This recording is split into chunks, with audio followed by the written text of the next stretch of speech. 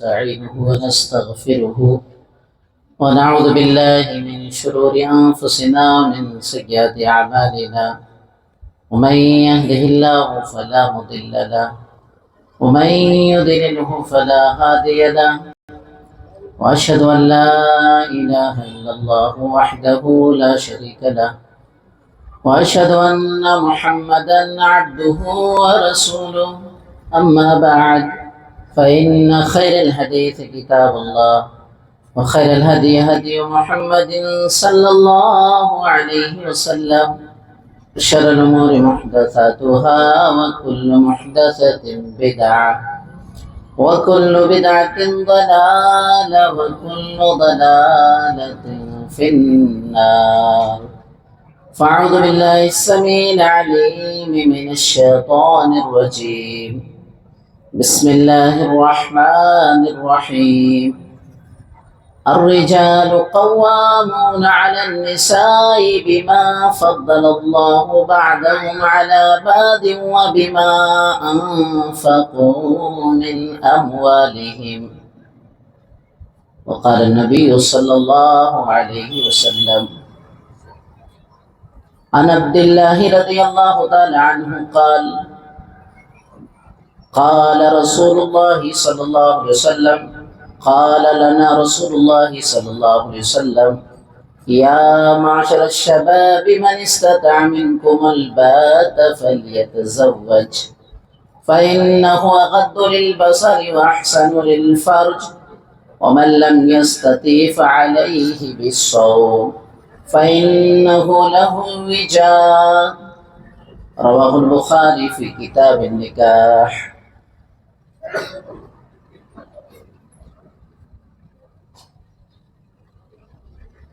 Stage پر جلوہ افروز معزز اور محترم ذمہ داران لاڈنوں سے چل کر کے ہمارے درمیان آئے ہوئے ہمارے فضیلت الشیخ عبدالسلام مدنی حفظہ اللہ و تولی اور سیکر کے نوجوان بزرگ اور ننھے منھے معصوم بچے، میں اللہ کا شکر گزار ہوں کہ رب العالمین نے مجھے خیر و عافیت کے ساتھ آپ کے بیچ میں جے پور سے بھیجا۔ بڑی خوشی ہوئی جب ہمارے عمید بھائی نے بتایا کہ پچھلے سال بھی ہم نے ایک پروگرام رکھا تھا اور کنٹینیو ہمارا یہ پروگرام چلتا رہتا ہے الگ الگ محلوں میں، اور اس بار بھی ہم نے یہ پروگرام رکھا ہے۔ اور چونکہ شادی بیاہ کا یہ وقت ہے، اس لیے وقت کے اعتبار سے موضوع بھی ہم نے نکاح اور ہمارا سماج چنا ہے۔ میرے پاس بہت زیادہ وقت نہیں ہے، 50 منٹ کا وقت ہے۔ 50 منٹ میں میں کوشش کروں گا کہ نکاح اسلام میں کیا ہے اور ہمارے سماج میں نکاح کس طرح سے کیا جا رہا ہے، یہ آپ کے دل و دماغ میں کتاب و سنت کی روشنی میں بیٹھا دیا جائے۔ اللہ سے میں دعا کروں گا کہ رب العالمین کتاب و سنت کے مطابق مجھے ہر بات کہنے کی توفیق عطا فرمائے۔ اللہ ہم سب کو سن کر اس پر عمل کرنے کی توفیق عطا فرمائے۔ نکاح اسلام نے اس کی بڑی اہمیت بتلائی ہے۔ جمعے کے خطبے میں اور پروگراموں میں بارہا اس کی اہمیت کو آپ سنتے رہتے ہیں۔ مجھے ضرورت نہیں ہے کہ اس کی تفصیل میں آپ کو بتاؤں۔ نکاح ایک انسانی ضرورت ہے۔ آج ہم اور آپ اس دنیا میں برقرار ہیں، میری اور آپ کی نسل چل رہی ہے۔ نسل انسانی کو آگے بڑھانے کا جو ذریعہ ہے وہ نکاح اور شادی ہی ہے۔ اگر یہ ذریعہ ختم ہو جائے تو نسل انسانی کو پاکیزہ طریقے سے نہیں پڑھایا جا سکتا ہے۔ ہماری اور آپ کی نسل ختم ہو جائے گی۔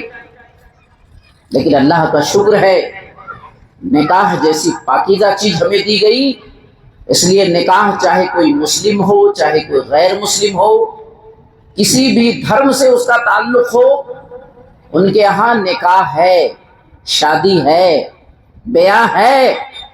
یہ الگ بات ہے کہ ہم مسلمان ہونے کی ناحیت سے اپنی شادی کو کیسے کریں، مکمل رہنمائی ہمیں دی گئی۔ اللہ کے نبی صلی اللہ علیہ وسلم کے دور میں ابو داؤد کتاب النکاح کی 2050 نمبر کی روایت ہے، معقل ابن یسار رضی اللہ تعالیٰ عنہ حدیث کے راوی ہیں، کہتے ہیں کہ میں خود اللہ کے نبی صلی اللہ علیہ وسلم کے پاس آیا، یا ایک روایت میں ہے کہ جاء رجل النبی صلی اللہ علیہ وسلم، ایک آدمی اللہ کے نبی صلی اللہ علیہ وسلم کے پاس آیا اور اس نے آ کے کیا کہا، انی اصبت امرات ذات حسب و جمال، اللہ کے نبی صلی اللہ علیہ وسلم میں ایک عورت سے نکاح کرنا چاہتا ہوں، عورت بہت خوبصورت ہے، عورت حسب و نسب والی ہے، اس کی خوبصورتی میں اس کے خاندان میں کوئی خرابی نہیں ہے، لیکن ایک کمی ہے اس عورت کے اندر، وہ کمی کیا ہے، اس کے ہاں بچے نہیں ہوتے ہیں۔ کمی کیا ہے، انہا لا تلد، وہ عورت، اس کے ماں، اس کی خالہ، اس کی بہن کو دیکھا گیا ہے، جہاں بھی یہ گئی ہے ان کو دیکھ کر کے فیصلہ کیا گیا ہے کہ ان کے یہاں کوئی بچے نہیں ہوتے ہیں، یہ عورت کنواری نہیں، یا تو کنواری نہیں ہے، سیبہ ہے، شادی ہو چکی ہے کہیں اور اس کے بچے نہیں ہوئے، شاید اب بچے نہیں ہوں گے۔ اللہ کے نبی صلی اللہ علیہ وسلم یہ کمی ہے۔ اللہ کے نبی صلی اللہ علیہ وسلم نے کہا لا، نہیں، شادی مت کرو۔ حدیث کے الفاظ ہیں، کچھ دنوں کے بعد پھر وہ صحابی آئے، ثم اتاہ الثانیۃ، اللہ کے نبی میں اس عورت سے شادی کرنا چاہتا ہوں، بہت خوبصورت ہے، خاندان بہت اونچا ہے اس کا، بچے نہیں ہوتے ہیں۔ فنہاہ، اللہ کے رسول نے پھر منع کر دیا، نہ، شادی نہیں کر سکتے ہو۔ حدیث کے الفاظ ہیں ثم اتاہ الثالثۃ، صحابی تیسری مرتبہ پھر آئے، کہا اللہ کے نبی میں شادی کرنا چاہتا ہوں اسی عورت سے۔ اللہ کے نبی صلی اللہ علیہ وسلم نے پھر سبب اور ریزن بتایا، کہا کیوں منع کر رہا ہوں، شادی کا مقصد کیا ہے، کہا تزوج الودود الولود فانی مکاثر بکم الامم، میرے صحابی بہت زیادہ ٹوٹ کر کے محبت کرنے والی، بہت زیادہ بچے دینے والی عورت سے شادی کرو، قیامت کے دن میری امتیوں کی کثرت پر میں فخر کروں گا کہ میری امتی اتنے ہیں۔ یہ انسانی نسل کو باقی رکھنے کا طریقہ ہے، امتیوں کو بڑھانے کا ایک بہترین طریقہ ہے۔ اس حدیث سے یہ بات بالکل سمجھ میں آ گئی۔ آج ہمارے سماج اور معاشرے میں کتنے ایسے لوگ ہیں جو شادی، بیاہ اور نکاح اس لیے نہیں کرتے ہیں کہ ہمارے پاس شادی کے لیے مال نہیں ہے، دولت نہیں ہے، ہمارے پاس شادی کے لیے کچھ ہے نہیں۔ ایسے لوگ شادی سے بہت دور چلے جاتے ہیں، نکاح اور بیاہ میں دیری کرتے ہیں، اپنے اولاد کی شادی نہیں کرتے ہیں۔ یاد رکھیں، قرآن نے بھی وعدہ کیا ہے، اللہ کے نبی صلی اللہ علیہ وسلم کی حدیث میں بھی اس بات کا وعدہ موجود ہے کہ نکاح اور بیاہ سے انسان کی زندگی میں مالداری آتی ہے، اللہ مال اور دولت دیتا ہے، ہمیں سے گھبرانا نہیں ہے، ڈرنا نہیں ہے۔ قرآن سورہ نور پڑھیے، 24 نمبر کی سورہ ہے، آیت نمبر 32 نکالیے، وَانكِحُوا الْأَيَامَ مِنكُمْ وَالصَّالِحِينَ مِنْ عِبَادِكُمْ وَإِمَائِكُمْ يَكُونُوا فُقَرَاءَ يُغْنِيهِمُ اللَّهُ مِنْ فَضْلِهِ وَاللَّهُ وَاسِعٌ عَلِيمٌ۔ اللہ نے کہا جو معاشرے میں بے نکاح ہیں، چاہے مرد ہو چاہے عورت، ان کی شادی کروا دو، شادی کر دو، کروا دو۔ جو بھی مرد عورت ہیں جن کی شادی نہیں ہوئی ہے، خاص طور سے یہاں ولیوں کو خطاب کر کے کہا گیا، جو لڑکیوں کے ولی ہیں ان کو خطاب کر کے کہا گیا، جو بیوہ ہیں جن کی شادی نہیں ہو پائی ہے ابھی تک، ایسے لوگوں کی شادی کرا دیں، اور جو اس زمانے میں غلام اور کنیزائیں تھیں، اللہ نے کہا اب ان کے بھی نیک غلام اور کنیزاؤں کی بھی شادی کر دیں۔ إن يكونوا فقراء يغنيهم الله من فضله، اگر یہ کسی وجہ سے مفلس ہیں، غریب ہیں، اللہ اپنے فضل سے ان کو مالدار اور غنی کر دے گا۔ اللہ تو گشادہ والا اور جاننے والا ہے، اللہ کے ہاں کمی نہیں ہے کسی چیز کی۔ اور نبی صلی اللہ علیہ وسلم کی حدیث دیکھے، سنن نسائی کی 3220 نمبر کی جو حدیث ہے، اللہ کے نبی صلی اللہ علیہ وسلم نے ارشاد فرمایا، ابو ہریرہ رضی اللہ تعالیٰ عنہ حدیث کے راوی ہیں، کہا ثلاثۃ علی اللہ حق عونہم، 3 لوگ ایسے ہیں اللہ کا وعدہ ہے ان کی مدد کا، اللہ کا وعدہ ہے اللہ ان کی ضرور مدد کرے گا۔ کون 3 لوگ ہیں؟ المکاتب الذی یرید الاداء والناکح الذی یرید العفا والمجاہد فی سبیل اللہ۔ 3 لوگ اللہ نے وعدہ کیا، اللہ کا وعدہ ہے ضرور اللہ ان کی مدد کرے گا۔ پہلا وہ غلام جس نے اپنی مالک سے یہ کہہ رکھا ہو کہ میں آزادی چاہتا ہوں اور میں آپ کو جو پیمنٹ ہوگا وہ دے دوں گا۔ دوسرا وہ شخص جو نکاح کرے اور پاک دامنی کے لیے کہ میں پاک دامنی اختیار کرنے کے لیے شادی بیاہ کر رہا ہوں۔ اور تیسرا اللہ کے راستے میں محنت اور کوشش اور جہاد کرنے والا شخص۔ اندازہ لگائیے، نکاح اور بیاہ مصیبت نہیں ہے، پریشانی نہیں ہے، یہ تو اللہ کی مدد کا ذریعہ ہے، اللہ اس کے ذریعے سے ہمیں مالدار بنا دے گا۔ لیکن آج کیا بات ہے، ہمارے سماج اور معاشرے میں یہ چیز مصیبت ہے۔ ہماری جو معاشرتی زندگی ہے، ہماری جو خاندانی زندگی ہے، وہ الجھنوں میں چلی گئی ہے، رحمتیں اور برکتیں ختم ہو گئی ہیں۔ سبب کیا ہے؟ ریزن کیا ہے؟ ریزن صرف ایک ہے کہ ہم نے نکاح اور بیاہ میں اسلامی طریقہ چھوڑ دیا ہے۔ کتاب و سنت کا جو طریقہ ہے وہ طریقہ ہم نے بالکل بھلا دیا ہے۔ کتاب و سنت نے ہمیں نکاح اور بیاہ میں سادگی کو اپنانے کا حکم دیا ہے، کم خرچے کی شادی کو اسلام نے ہمیں بتایا ہے۔ نبی صلی اللہ علیہ وسلم کی بڑی مشہور روایت ہے، بارہا آپ نے اس روایت کو سنا ہوگا، مسند احمد کے حوالے سے روایت موجود ہے، 24529 نمبر کی مسند احمد کی روایت ہے، ان اعظم النکاح برکتا ایسرہ مؤونا، لوگوں سب سے بابرکت نکاح وہ ہے جس میں کم سے کم خرچہ ہو۔ پتہ چلا اسلام میں جو شادی ہے، جو نکاح ہے، جو بیاہ ہے، وہ سادگی ہے، سمپل ہے، کم خرچے کی ہے۔ آئیے کچھ نمونے میں آپ کے سامنے ذکر کروں تاکہ آپ کو پتا چلے کہ واقعی اسلام میں جو شادیاں ہوئی ہیں بڑی سادگی کے ساتھ شادی ہوئی ہیں۔ جس طرح ہمارے سماج میں رسم و رواج، ریتی رواج اور جس طرح ہمارے ہاں کئی چیزیں داخل کر دی گئی ہے، شادی بیاہ نکاح میں اسلام کا کوئی تصور نہیں ہے۔ آئیے ہم کچھ مثالوں سے، حدیث کی مثالوں سے ہم دیکھتے ہیں۔ نبی صلی اللہ علیہ وسلم کی زندگی ہمارے لیے اسوہ ہے۔ قرآن سورۃ الاحزاب جو 33 نمبر کی سورہ ہے، آیت نمبر 21 نمبر کی جو آیت ہے پڑھیں، لقد کان لکم فی رسول اللہ اسوۃ حسنہ، رسول اللہ کی زندگی ہمارے لیے نمونہ ہے۔ آئیے نبی صلی اللہ علیہ وسلم کی زندگی ہم دیکھتے ہیں، کتنی سادگی سے شادی ہوئی ہے، اس سادگی کو دیکھیں آپ۔ خیبر کا موقع ہے، اللہ کے نبی صلی اللہ علیہ وسلم جنگ سے واپسی ہو رہی ہے، جنگ سے واپسی ہو رہی ہے۔ حوی بن اخطب جو اپنے قبیلے کے سردار ہیں، آج ان کی بیٹی صفیہ رضی اللہ تعالیٰ عنہ جو امہات المومنین بنی ہے، وہ اللہ کے رسول صلی اللہ علیہ وسلم کے حصے میں آئی ہیں۔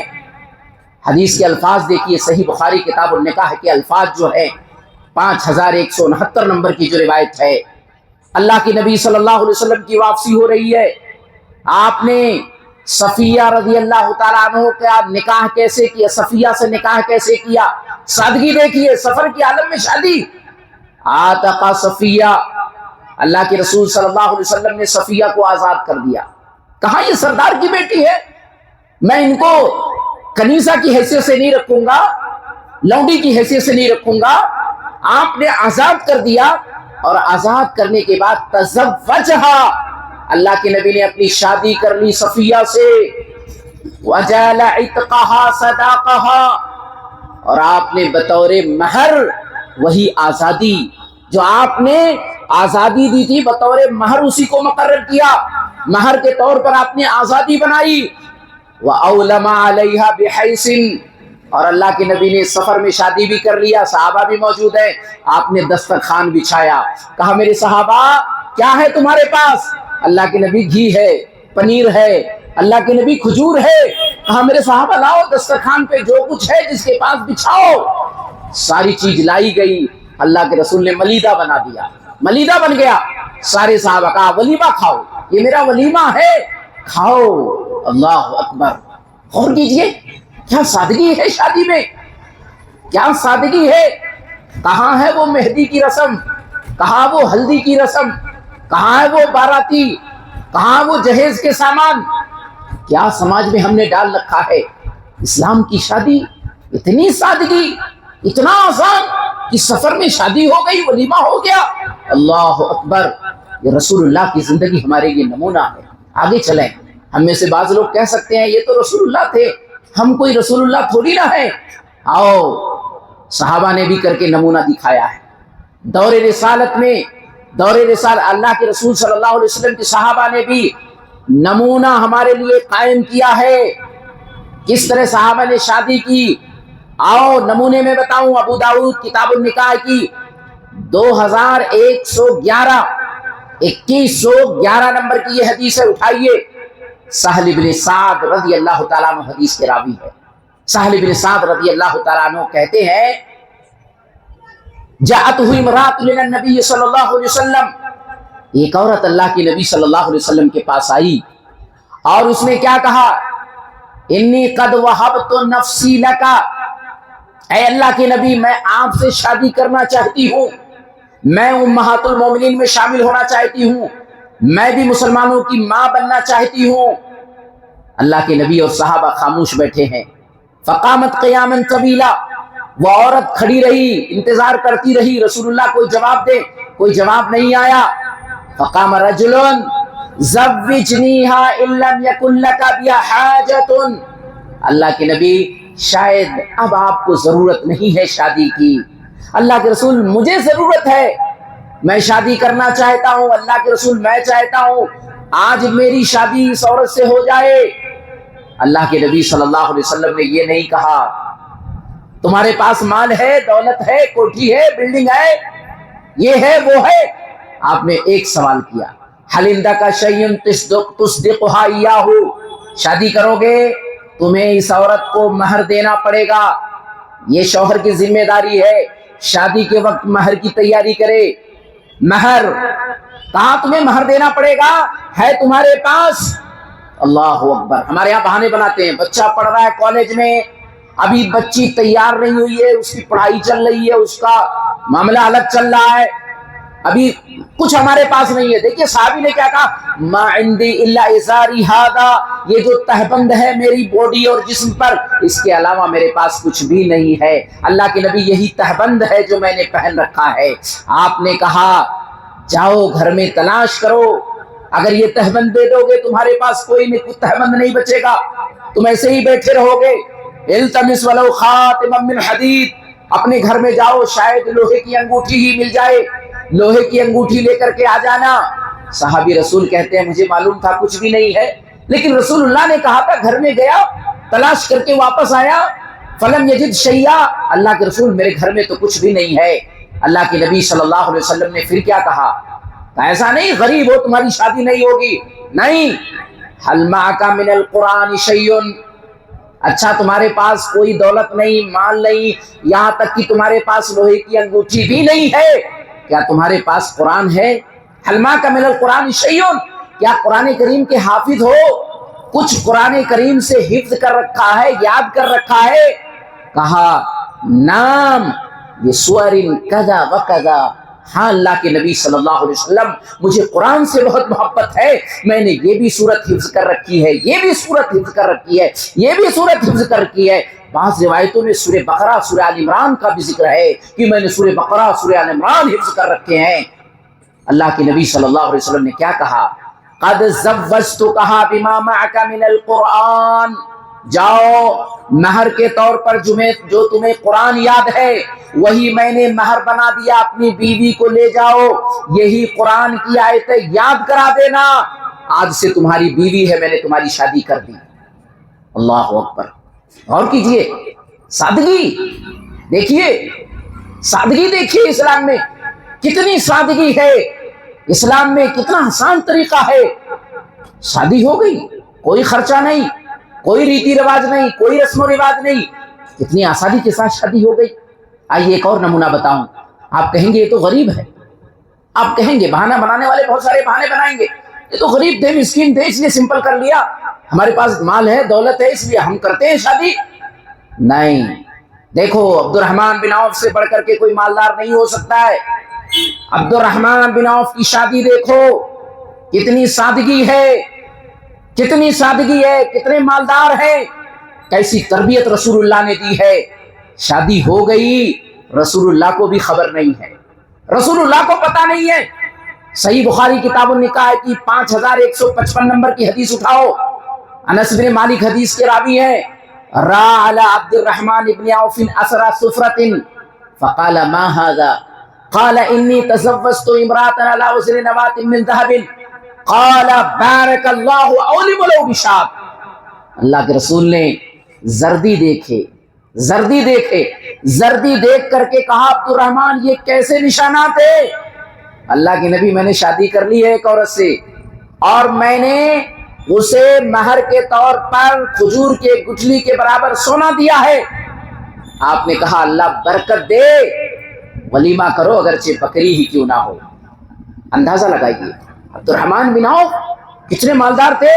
جب یہ مدینہ پہنچے ہیں، یہ مہاجر ہیں، مدینہ جب پہنچے ہیں تو سعد بن الربیع ان کے حصے میں آئے ہیں۔ اللہ کے رسول نے جو بھائی چارگی کروایا تھا، مواخات کروایا تھا، آپس میں بھائی بھائی انصار مہاجر کو بنایا تھا، ان کے حصے میں سعد بن الربیع جو مدینے کے بڑے مالدار صحابی ہیں، جن کے پاس 2 بیویاں تھیں اس وقت، جن کے پاس 2 باغ تھے، کہا عبد الرحمن بن عوف میری 2 بیویاں ہیں، دیکھ لو، جو پسند آئے میں طلاق دے دوں گا آپ کے لیے، عدت گزرنے کے بعد آپ شادی کر لیں، آپ کا بھی گھر بس جائے، میرا تو گھر بسا ہے، میرے پاس 2 باغ ہیں، دیکھ لو، جو پسند آئے وہ باغ لے لینا۔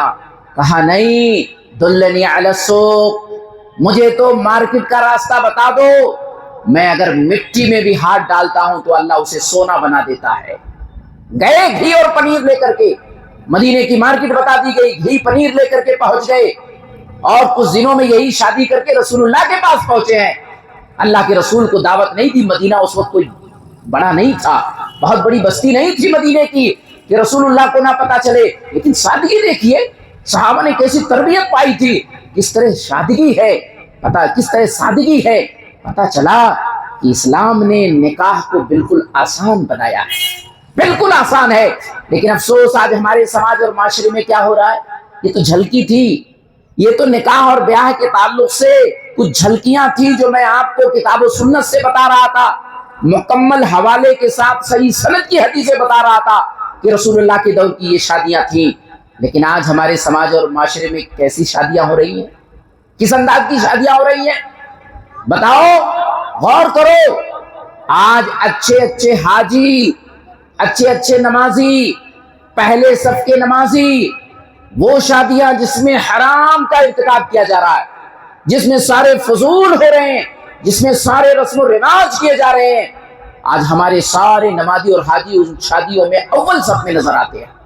آئیے معاشرے میں شادیوں کو لے کر کے کتنی بےہودگی ہے، کس طرح ہم نے رسم و رواج اور ریتی رواج کو بڑھا رکھا ہے، کچھ مثالیں دیتے چلوں تاکہ پتا چلے اسلام کی شادی کیا ہے اور ہمارے سماج نے شادیوں کو کس انداز سے بنا لیا ہے۔ آج ہمارے سماج میں سب سے پہلے مگنی کی رسم، آپ دیکھیں جب شادی ہوتی ہے، شادی سے پہلے ہمارے ہاں مگنی کی رسم ہے۔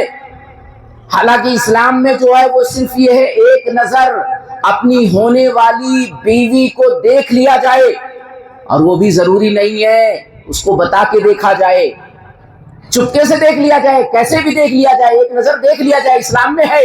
لیکن ہمارے ہاں کیا ہو رہا ہے، شادی سے پہلے ایک بڑی تعداد مردوں کی، عورتوں کی جس کے ہاں شادی ہونی ہے لڑکے والے بڑی تعداد لے کے لڑکی کے ہاں پہنچ رہے ہیں، اور لڑکی والے بڑی تعداد کے ساتھ لڑکے کے ہاں پہنچ رہے ہیں، اور مگنی کے نام سے بے بنیاد چیزیں ہمارے سماج میں کی جا رہی ہیں، بے بنیاد چیزیں، بلکہ اس مگنی کے موقع پہ حرام کام بھی کیا جا رہا ہے۔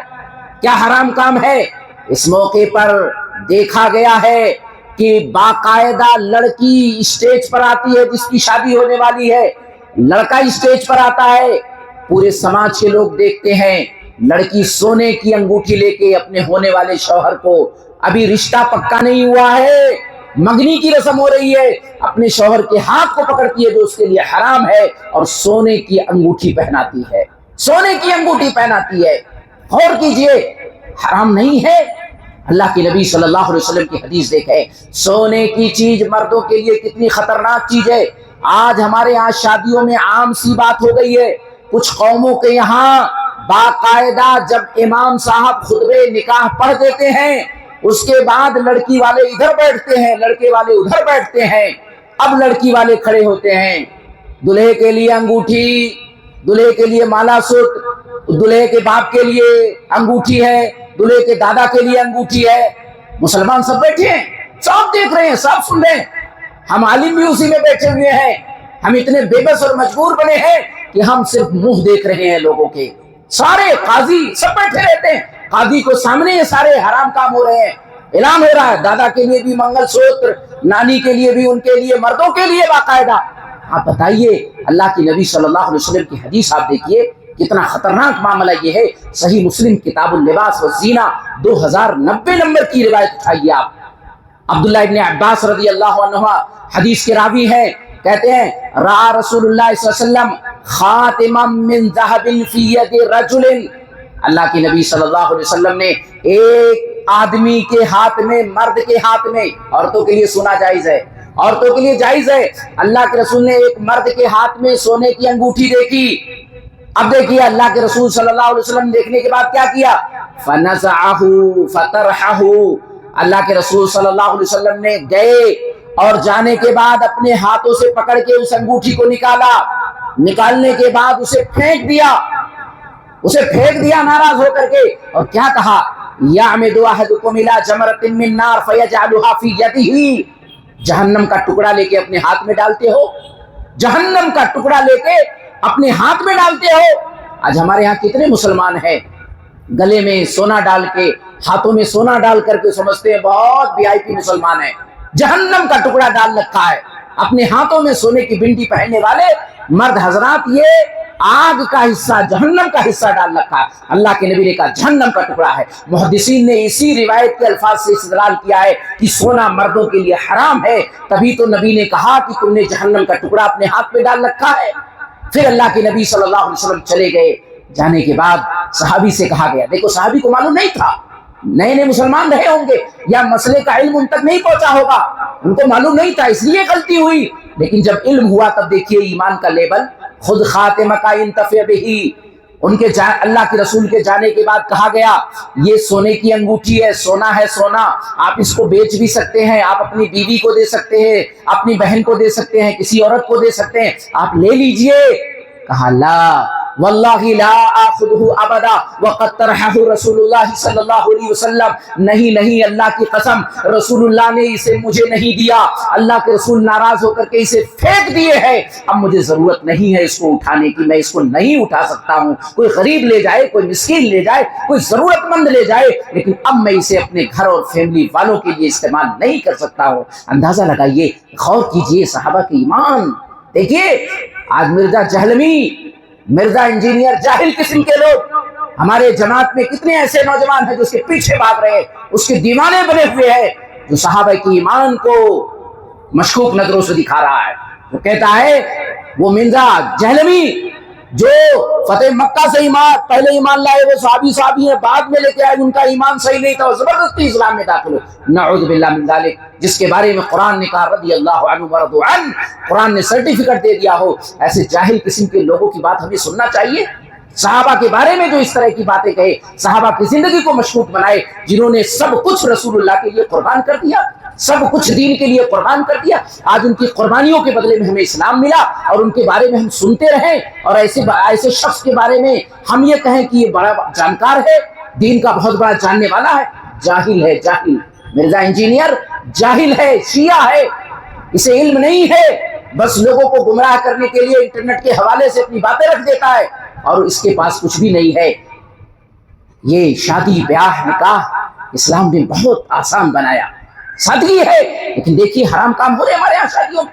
آگے چلیں، ہمارے یہاں شادیوں میں دیکھیں، ہمارے یہاں شادیوں میں کیا ہو رہا ہے۔ نکاح اور بیاہ کے موقع پر ہم دیکھتے ہیں ہمارے سماج میں شادی سے کچھ دن پہلے ہمارے گھروں کی سجاوٹ ہوتی ہے، قمقمے، لائٹ، بجلی۔ اس کے بعد ہمارے ہاں مووی بنانے کا انتظام، تصویر کشی، تصویر کھینچنے کے لیے سارے انتظامات۔ اس کے بعد ہمارے ہاں گانے بجانے کے سارے انتظامات موجود ہوتے ہیں۔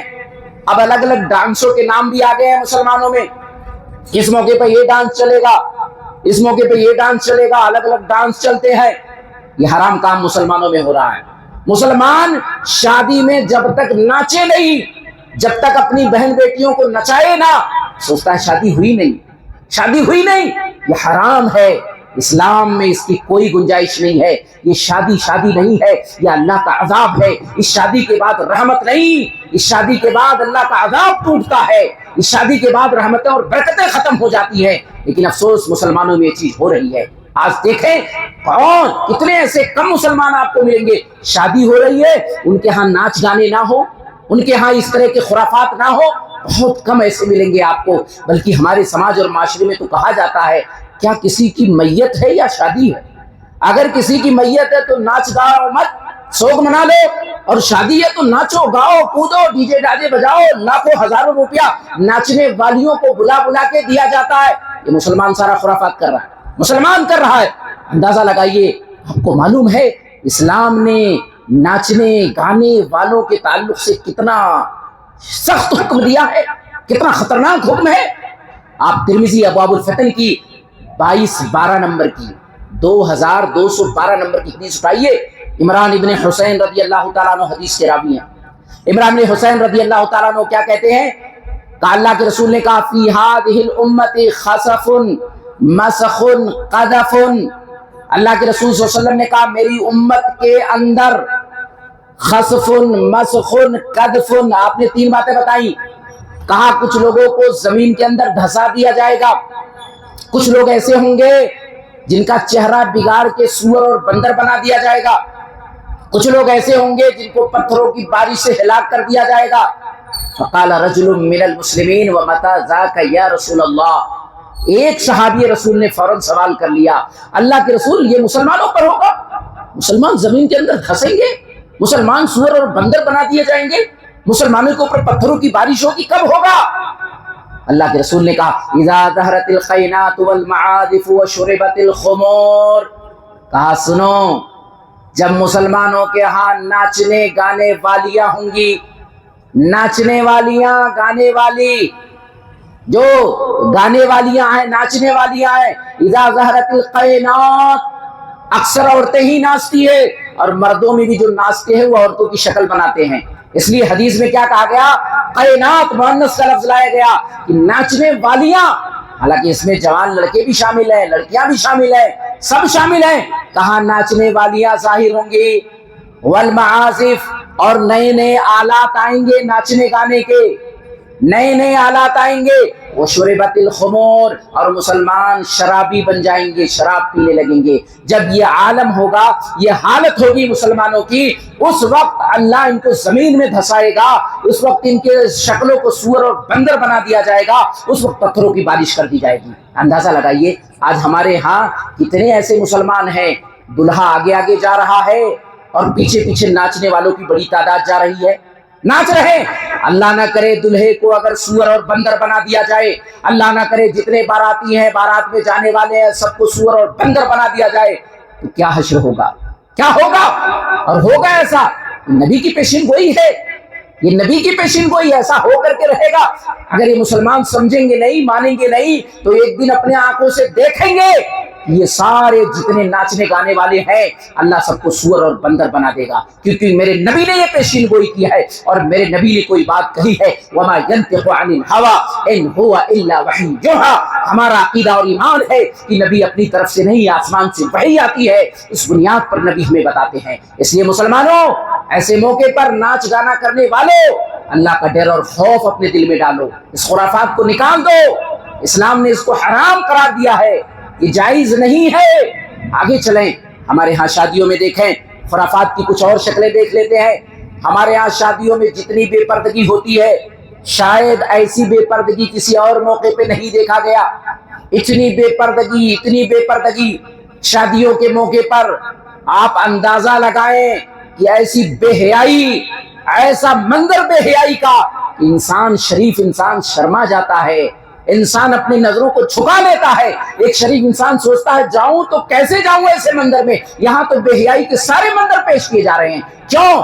ہمارے یہاں جب شادیاں ہوتی ہیں تو ہماری بیویاں، ہماری بیٹیاں، ہماری بہنیں، ہماری اماں فلمی دنیا کی ساری سٹائل پیش کرتی ہوئی نظر آتی ہیں، ان کے سارے برقعے اتر جاتے ہیں، مسجد میں جاتی ہیں تو برقع پہن کر کے، لیکن وہی عورت جب شادی میں جاتی ہے نا، شادی میں برقع نہ شادی میں برقع نہیں پہنیں گے، پورے فیشن کے ساتھ، پورے بے حیائی کے ساتھ، پورے جسم کو ننگا کرتے ہوئے ایسی عورتیں ہماری وہاں پہنچتی ہیں۔ مرد عورت دونوں آپس میں ملتے ہیں، مرد و زن کا اختلاط ہوتا ہے، بے حیائی کا منظر وہاں سامنے آتا ہے، مرد عورتوں کو دیکھ رہے ہیں، عورت مردوں کو دیکھ رہے ہیں، بلکہ ایسا ہوتا ہے کہ بہت ساری عورتیں اکٹھا ہوتی ہیں دلہے کو دیکھنے کے لیے، دلہا ان کو دیکھ رہا ہے اور دلہن کو بہت سارے مرد دیکھ رہے ہوتے ہیں۔ ایسی بے حیائی ہمارے ہاں شادیوں میں موجود ہے، ایسی بے حیائیاں ہو رہی ہیں باقاعدہ۔ اللہ نہ کرے ایسے موقع پہ دلہا کسی اور کو پسند کر لے، دلہن کسی اور کو پسند کر لے، کتنا بڑا فتنہ ہو جائے گا، کتنا بڑا فساد ہو جائے گا، کتنا بڑا فتنہ اور فساد ہو جائے گا۔ اندازہ لگائیے کیسی بے حیائی کا منظر ہمارے یہاں۔ میرے نبی نے اس منظر کو کس انداز سے پیش کیا ہے، نبی نے کس طرح پیشین گوئی کی ہے، اور نبی صلی اللہ علیہ وسلم کی ایک حدیث میں آپ کو بتلاتا چلوں۔ صحیح مسلم کتاب اللباس والزینہ کی 21-28 نمبر کی یہ روایت ہے۔ ابو ہریرہ رضی اللہ تعالیٰ عنہ حدیث کے راوی ہے، کہا اللہ کے نبی صلی اللہ علیہ وسلم نے، صنفان من اہل النار لم اراہما، قوم معهم سیات كاذناب البقر يضربون بها الناس، ونساء كاسيات عاريات مميلات مائلات رؤوسهن كأسنمة البخت المائلات لا يدخلن الجنة ولا يجدن ريحها وإن ريحها ليوجد من مسيرة كذا وكذا۔ امام مسلم کتاب اللباس اور زینہ کے اندر اس روایت کو لائے ہیں، کہتے ہیں اللہ کے نبی صلی اللہ علیہ وسلم نے ارشاد فرمایا، صنفان من اہل النار، دو قسم کے جہنمی ہیں جن کو میں نے ابھی تک نہیں دیکھا، یعنی دور رسالت میں جہنمی موجود نہیں تھے۔ اب وہ کون سے جہنمی ہیں؟ صنفان من اہل النار لم اراہما قوم معهم سیات كاذناب البقر یضربون بها الناس، کہا ایک وہ لوگ جن کے پاس گایوں کی دموں کی طرح کوڑا ہوگا، اس سے لوگوں پر ظلم کریں گے، لوگوں پر ظلم کریں گے، یعنی ظالم بادشاہ جنہوں نے اماموں پر، فقہا پر، امام ابو حنیفہ رحمہ اللہ پر، امام مالک رحمہ اللہ پر، خاص طور سے امام احمد بن حنبل رحمہ اللہ پر، ہارون رشید اور ان کے خاندان والوں نے کس طرح ظلم کیا، اللہ کے نبی نے پیشین گوئی کی تھی کہ ایسے لوگ ظالم بادشاہ آئیں گے اور ظلم کریں گے، ان کے پاس کوڑے ہوں گے۔ اور کہا دوسری قسم کن کی ہے؟ نساء کاسیات عاریات ممیلات مائلات، کہا ایسی عورتیں نساء کاسیات، کپڑا پہنی ہوئی، عاریات ننگی معلوم ہوں گی، ان کے جسم پر، ان کے باڈی پر لباس ہوگا، کپڑا ہوگا، لیکن وہ کپڑا ایسا ہوگا کہ پہننے کے باوجود بھی ننگی معلوم ہوں گی۔ اب وہ لباس کون سا ہے؟ کون سا لباس ہے؟ محدثین نے 3 تشریح کی ہے اس کی۔ نمبر 1، وہ لباس ایسا ہوگا کہ جو چھپانے کے اعضاء ہیں اس لباس سے نہیں چھپے گا۔ آج ہمارے ہاں شادیوں میں یہی لباس چل رہا ہے، ہاتھ دکھ رہا ہے، گلا دکھ رہا ہے، پیچھے سے دکھ رہا ہے، کمر دکھ رہا ہے، ایسے لباس ہماری مائیں بہنیں پہنچتی ہیں، ہزاروں میں یہی لباس پہنے جا رہے ہیں۔ شادی کے موقع پہ لڑائی ہوتی ہے، بیٹی آتی ہے، ابو فلاں نے کپڑا لیا آپ ہمیں نہیں دلاؤ گے، شادی میں تو یہی پہنوں گی، یہی فراق چلتا ہے، یہ لاچا چلتا ہے، یہی چلتا ہے کپڑا۔ وہ کپڑا کیسا ہے؟ پورا جسم دکھ رہا ہے. جو قابل سطر اعضاء ہیں جن کو چھپانا چاہیے وہ اعضاء دکھ رہا ہے. ایک قسم تو یہ ہے, ایک تشریح تو اس کی یہ ہے. دوسری تشریح ہے اتنا تنگ ہوگا کہ جسم کا ایک ایک حلیہ ایک ایک انگ نظر آئے گا. تنگ, ہماری ماں بہنیں یہی کپڑا پہنتی ہیں, جتنا تنگ ہوتا ہے پیجامہ اتنا تنگ کہ پورا پیر کا حصہ نظر آ رہا ہے. جسم اتنا تنگ ہے کہ جسم کا ایک ایک انگ نظر آ رہا ہے. دوسری تشریح ہے. تیسری تشریح اتنا باریک لباس ہوگا کہ اوپر سے پہنی ہوں گی لیکن اندر سے جسم کے پورے اعضاء نظر آئیں گے. آپ دیکھ لیجئے شادی کے موقع پر یہ تینوں چیزیں دیکھیے. وہ کپڑا جو چھپانے کے اعضاء ہیں نہیں چھپ رہے ہیں, وہ کپڑا تنگ ہے, وہ کپڑا باریک ہے. اللہ کے نبی نے پیشین گوئی کی تھی نا, کہا ایسے جہنمیوں کو میں نے نہیں دیکھا. شاید ہم شادیوں کے موقع پر آپ اپنی ماں بہنوں کو دیکھتے ہیں, ہم اپنی بیٹیوں کو تیار کر کے لے جاتے ہیں. لو نبی نے جو پیشین گوئی کی تھی وہ تم بتا دو کہ ہم ہیں یہ پیشین گوئی کو پورا کرنے والی. اندازہ لگائیے, غور کیجئے. اب خوش نہ ہو جائیے کہ ایسی عورتیں بہت خوبصورت ہیں, بہت اچھی ہیں, بہت اچھی مووی بن رہی ہے, سارے مرد دیکھیں گے بڑے اچھے کپڑے اسے پہن رکھے ہیں. نہیں, لا يدخلن الجنہ ولا یجدن ریحها.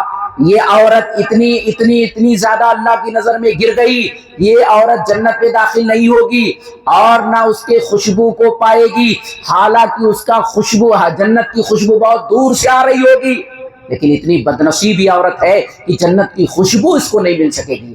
اندازہ لگائیے, غور کیجئے مسلمانوں, کیا کیا خرافات ہم نے شادیوں میں ڈال رکھا ہے. اسلام نے تو شادی کو بہت آسان بنایا, بہت آسان بنایا. ترمذی کی حدیث دیکھیں, اللہ کے نبی صلی اللہ علیہ وسلم نے ارشاد فرمایا, 1084 نمبر کی روایت ہے, ابواب النکاح کے اندر امام ترمذی اس کو لائے ہیں. ابو ہریرہ رضی اللہ تعالیٰ عنہ حدیث کے راوی ہیں, اذا خطب الیکم من ترضون دینہ وخلقہ فزوجوہ. لوگوں, تمہارے پاس نکاح کا پیغام آئے, اس کے دین اور اخلاق سے مطمئن ہو, شادی کر دو, شادی کر دو. اتنا آسان معاملہ. شادی کا پیغام آیا, آپ نے دیکھا دیندار بچہ ہے, بچی ہے, اخلاق اس کے اچھے ہیں, کر دو. وَإِلَّا تَفْعَلُوا تَكُنْ فِتْنَةٌ فِي الْأَرْضِ وَفَسَادٌ عَرِيضٌ. اگر ایسا نہیں کرو گے تو کیا ہوگا؟ اللہ کے نبی نے کہا زمین میں فتنہ ہوگا اور بڑا فساد ہوگا. آج ہو رہا ہے کہ نہیں ہو رہا ہے؟ آج ہو رہا ہے نا. ہمارے یہاں کتنے ایسے لوگ ہیں جنہوں نے معاشرے میں جہیز جیسی لعنت کو ڈال رکھا ہے. ان کے ذہن و دماغ میں چیز بیٹھا دی گئی ہے کہ اگر ہماری بیٹی کے لیے جہیز ہے تو ہم شادی کریں گے. اور لڑکوں کے ذہن میں بات بیٹھ گئی ہے, لڑکوں کے والدین کے ذہن میں بات بیٹھ گئی ہے, بغیر جہیز کی کوئی شادی ہوتی ہے کیا؟ جہیز لینا ہی لینا ہے, بغیر جہیز کے کچھ نہیں. اور اللہ بھلا کرے ایسے مولویوں پر جنہوں نے سند بھی دے دیا ہے کہ اللہ کے رسول نے فاطمہ کو جہیز دیا. نعوذ باللہ من ذالک, نعوذ باللہ من ذالک. اللہ کے رسول صلی اللہ علیہ وسلم کو بھی ان مولویوں نے چھوڑا. آج ان مولویوں نے معاشرے کو ایسا تباہ و برباد کر دیا کہ انہوں نے شادی بیاہ کے موقع پہ ساری چیزیں ایک جواز کی سند دے دی. لڑکی کے ہاں شادی میں جا کے بیٹھ کے کھا رہے ہیں, کریں سب کھا رہے ہیں تو میں کیا کروں, جا کے کھا رہے ہیں. ریتی رواج رسم و رواج کی شادیاں ہو رہی ہیں, ناچے ناچ گانے چل رہے ہیں, وہاں سارے غلط حرام کام ہو رہے ہیں. ہمارے علماء جا جا کے بیٹھ کے کھا رہے ہیں. کیا کریں, دعوت آئیے تو ہمیں کھانا پڑے گا. واہ, دعوت آئیے تو کھانا پڑے گا. اندازہ لگائیے, کچھ مولویوں نے یہاں تک کہہ دیا کہ اللہ کے رسول نے فاطمہ کو جہیز دیا تھا اس لیے ہم بھی جہیز دے رہے ہیں. نعوذ باللہ من ذالک. اللہ کے نبی صلی اللہ علیہ وسلم نے اپنی بیٹی فاطمہ کو جہیز نہیں دیا, بلکہ حدیث سنن نسائی کے الفاظ ہے, اللہ کے رسول نے جب جوڑا طے کر دیا علی رضی اللہ تعالیٰ عنہ سے اپنی بیٹی فاطمہ کا, علی رضی اللہ تعالیٰ عنہ کو بلایا, کہاں ہے وہ زرع حتمیہ والا, لاؤ تمہیں مہر کے طور پر دینا پڑے گا. اللہ کے رسول یہ ہے, یہ زرع ہے. آپ نے اسے بیچا, کہا اپنے گھر کو بسانے کے لیے لو یہ چادر لے لو, تکیہ لے لو, یہ گدا لے لو, یہ پانی پینے کے لیے مشکیزہ لے لو. یہ اللہ کے رسول نے ان کے مہر سے گھر بسایا تھا, آپ نے کوئی جہیز نہیں دیا تھا. نعوذ باللہ من ذالک. اور کتاب و سنت کے اندر جہیز کا لفظ ہے ہی نہیں مسلمانوں. یہ جہیز کا لفظ ہم نے ایجاد کیا ہے. اگر عربی میں جہازہ کا لفظ دیکھو تو جہازہ ساز و سامان کے لیے یا تجہیز و تکفین کے لیے, مرنے کے بعد جو ہم تیاری کرتے ہیں کفن دفن, اس کے لیے آتا ہے. کتاب و سنت میں جہیز کا لفظ کہیں ملے گا ہی نہیں. شادی کے بعد جہیز دائجہ دینے کا یہ سب ہمارے بنائے ہوئے ہیں. شریعت میں ایسی کوئی چیز موجود نہیں ہے, شریعت نے ایسی کوئی چیز ہمیں بتائی نہیں ہے. تو خلاصہ یہ ہے کہ ہمارے سماج اور معاشرے میں جو اس طرح کی چیزیں چل رہی ہیں ہماری اور آپ کی ذمہ داری ہے. ہم سب مل کر کے نبی صلی اللہ علیہ وسلم کی حدیث غور سے سنیں. من رأى منکم منکرا فلیغیرہ بیدی فإن لم یستطع فبلسانی فإن لم یستطع فبقلبی وذلک اضعف الایمان. لوگوں کسی برائی کو دیکھو، ذمہ داری ہماری ہے ہم اس برائی کو اپنے ہاتھ سے ختم کریں. اگر ہم اس کو ہاتھ سے نہیں تو زبان سے ختم کریں، اگر زبان سے نہیں تو کم سے کم اس برائی کو برا مانیں. ہماری اور آپ کی ذمہ داری ہے. خصوصاً اللہ نے جن کو مال و دولت دیا ہے، صاحب ثروت ہیں، اللہ نے ان کو مالدار بنایا ہے، ایسے لوگ نمونہ قائم کریں. ایک آخری واقعہ بیان کر کے اپنی بات کو سمیٹ لیتا ہوں. امام مالک سعید ابن المسیب رحمہ اللہ جو مشہور تابعی ہیں، جلیل القدر تابعی ہیں، بہت بڑے محدث ہیں، ان کی بیٹی کے نکاح کا واقعہ دیکھیے. اللہ اکبر. شادی ہو تو مسلمانوں ایسی شادی ہو. ایسے جلیل القدر صحابی ہے سعید ابن المسیب، ان کی بیٹی اتنی خوبصورت ہے. تمام تاریخ نگاروں نے اس واقعے کو نقل کیا ہے، بدایہ و نہایہ میں موجود، اور دوسرے مورخین نے اس کو نقل کیا ہے. ان کی بیٹی سعید ابن المسیب کی عبد الملک بن مروان کے دور میں یہ موجود تھے. ان کا جو عبد الملک بن مروان کا جو ولی عہد بیٹا تھا، جس کو گدی پہ بیٹھانے والے تھے، گئے کہا میری بیٹی سے شادی، میرے بیٹے سے شادی کر دو، میرے بیٹے کی شادی کر دو. سعید ابن المسیب نے کہا نہیں، میں اپنی بچی کی شادی تمہارے لڑکے سے نہیں کر سکتا، اسے ملکہ نہیں بنا سکتا، تمہارے ہاں نافرمانیاں ہیں، گناہ ہیں، غلط کام ہے، میں اپنی بیٹی کو ایسی جگہ پہ نہیں بھیجوں گا. سختی کی، کہا نہیں. پھر انہوں نے غریب طالب علم سے، اسٹوڈنٹ سے اپنی بچی کی شادی کر دی. اللہ اکبر. اتنی خوبصورت بچی کہ وقت کے بادشاہ نے کہا میرے بیٹے سے شادی کر دو، اسے ملکہ بنائیں گے. انہوں نے اپنی بچی کی شادی اس سے نہیں کی، بلکہ کس سے کیا؟ ابو ودا نام کا ایک اسٹوڈنٹ، ایک شاگرد ان کا تھا، ان کے پاس برابر پڑھنے آتا تھا، کمزور تھا، غریب تھا. انہوں نے دیکھا میرا یہ طالب علم کئی دنوں سے غیر حاضر ہے. ایک دن وہ آئے، کہا کیا بات ہے ابو ودا، آج اتنے دنوں پر تم آئے ہو، کہاں تھے؟ کہا استاد محترم کیا بتاؤں، میری بیوی کا انتقال ہو گیا، جس کے غم میں میں گھر میں تھا کچھ دنوں تک. کہا مجھے نہیں بتایا، ورنہ میں بھی تمہارے تجہیز و تکفین میں شامل ہو جاتا، جنازے میں بھی شامل ہو جاتا. کہا اب کیا ارادہ ہے، شادی کرو گے نہیں کرو گے؟ کہا استاد محترم میں غریب، مجھے کون اپنی بیٹی دے گا؟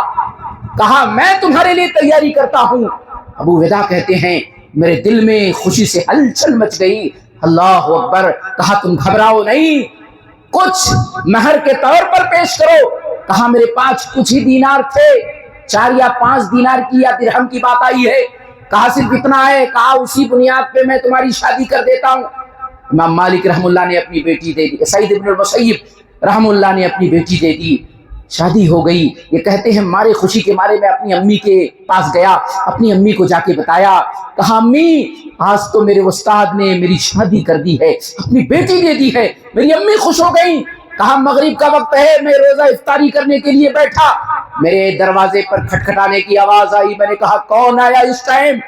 دیکھا سعید ابن المسیب ہے. میں کہا یا اللہ، یہ تو اپنے گھر اور مسجد کے علاوہ کہیں جاتے نہیں، آج میرے دروازے پہ کیوں آئے ہیں؟ کہا آپ کی بیوی کو لے کے آیا ہوں، یا آپ کی بیوی ہے آج سے آپ کے گھر میں رہیں گی. کہتے ہیں اتنا خوش ہوا کہ میں چھت پہ جا کے اعلان کر دیا، اے لوگوں سنو، سعید ابن مسیب کی وہ بیٹی جو پورے شہر میں چرچے والی تھی، جس کے علم کا، جس کے اخلاق کا، جس کے خوبصورتی کا چرچا تھا، آج میرے استاد نے وہ بیٹی مجھے دے دی ہے، آج میری بیوی ہے یہ. اللہ اکبر. غور کیجئے، یہ مثالیں قائم کی. اتنے بڑے امام تھے، بادشاہ نے رشتہ مانگا، وقت کے بادشاہ نے کہا دے دو، لیکن نہیں دیا. کیا ہم اس طرح کی مثال قائم نہیں کر سکتے ہیں؟ آج ہم بے بس ہو جاتے ہیں شادی کے موقع پر، کہتے ہیں بیوی نہیں مانتی، بچے نہیں مانتے، کھانا نہیں مانتی. اچھا یہی ماں جب ہانڈی میں نمک کم ہو جائے تو اس کی شامت آ جاتی ہے، اور یہی ماں شادی کے موقع پر ہمارے سر پہ چڑھ جاتی ہے. گویا اللہ کا دین اتنا یتیم ہے کہ کوئی بھی کچھ کرے ہم بے بس ہو جاتے ہیں، ہمارے کانوں پر جو تک نہیں ریکتا. اندازہ لگائیے. اس لیے مسلمانوں، میرا میسج اور پیغام ہوگا کہ اسلام نے جو نکاح میں بتایا ہے، سادگی، کم خرچے کا، ریتی رواج اور رسم و رواج کو کاٹ کر کے کرنے کا، آپ اسی کو رواج دیں، اور جو نیک قسم کے لوگ ہیں، اللہ والے ہیں، صاحب ثروت ہیں، وہ آگے آئیں، انشاءاللہ اس سے معاملہ آسان ہوگا۔ اس طرح دھیرے دھیرے ریتی رواج اور رسم و رواج ختم ہو جائے گی، اور اگر نہیں آئے تو قیامت کے دن آپ مجرم ہوں گے، قیامت کے دن آپ پکڑے جائیں گے، دنیا میں بھی ذلت و رسوائی آپ کے نصیب میں آئے گی۔ آج کتنی لڑکیاں ہیں جو غیروں کے ساتھ فرار ہو رہی ہیں، آج کتنی لڑکیاں ہیں جو غیروں کے ساتھ جا رہی ہیں، آج کتنی لڑکیاں ایسی ہیں جو ہمارے گھروں میں بیٹھ کے بددعائیں دے رہی ہیں۔ یہ سب کیوں؟ یہ سب اس لیے کہ ہم لالچی بنے بیٹھے ہیں، شادی بیاہ کے موقع پر رسم و رواج کو ہم نے ڈال رکھا ہے۔ ہماری اور آپ کی ذمہ داری ہے کہ ہم بیدار ہوں، ہوش میں آئیں، اللہ سے توبہ کریں اور اسلامی طریقے سے اپنے نکاح اور بیاہ کو کریں۔ یہی میسج اور پیغام میں اپنی دوں گا۔ اللہ سے دعا کروں گا جو بھی باتیں میں نے مختصر انداز میں کہی ہے، اللہ کہنے سننے سے زیادہ ہمیں ان باتوں پر عمل کرنے کی توفیق عطا فرمائے۔ اللہ زندگی کے ہر موڑ پہ کتاب و سنت کے مطابق ہمیں چلنے کی توفیق عطا فرمائے۔ اللہ ہمیں اسلام کے مطابق شادی بیاہ نکاح کرنے کی توفیق عطا فرمائے۔ آمین۔ وآخر دعوانا الحمد للہ رب العالمین۔ جزاک